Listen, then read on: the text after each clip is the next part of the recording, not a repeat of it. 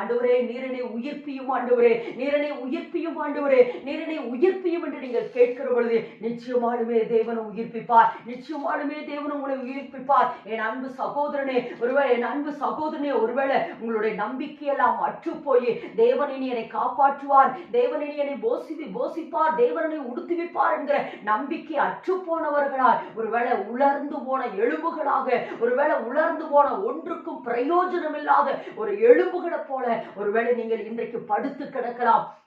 ஒருவேளை இன்றைக்கு உங்க சரீரத்தில் இருக்கிற வியாதிகள் நிமித்தம் ஒருவேளை படுத்து கிடக்கிற நிலையில இருக்கிறார். நீங்கள் ஜெபிக்க வேண்டிய ஒரே ஒரு வார்த்தை என்னவென்றால், ஆண்டவரே என்னை உயிர்ப்பியும் ஆண்டவரே, நீர் என்னை உயிர்ப்பியும் ஆண்டவரே, நீர் என்னை உயிர்ப்பியும் என்று சொல்லி நீங்கள் ஆண்டவரிடத்துல கேட்கிற பொழுது நிச்சயமாலுமே தேவன் உங்களை உயிர்ப்பிக்கிறவராய் இருக்கிறார்.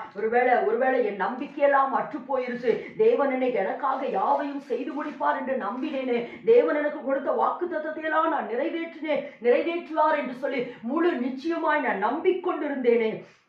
ஆனால் இப்பொழுது என் நம்பிக்கையெல்லாம் அற்று போய் நான் இப்பொழுது உலர்ந்த எலும்புகளாய் இருக்கிறேன் என்று நீங்கள் சொல்லுவீர்கள் என்றால், இன்றைக்கு கர்த்தர் சொல்லுகிறார், நான் உன்னை மறுபடியும் உயிர்ப்பிப்பேன் என்று சொல்லுகிறார்.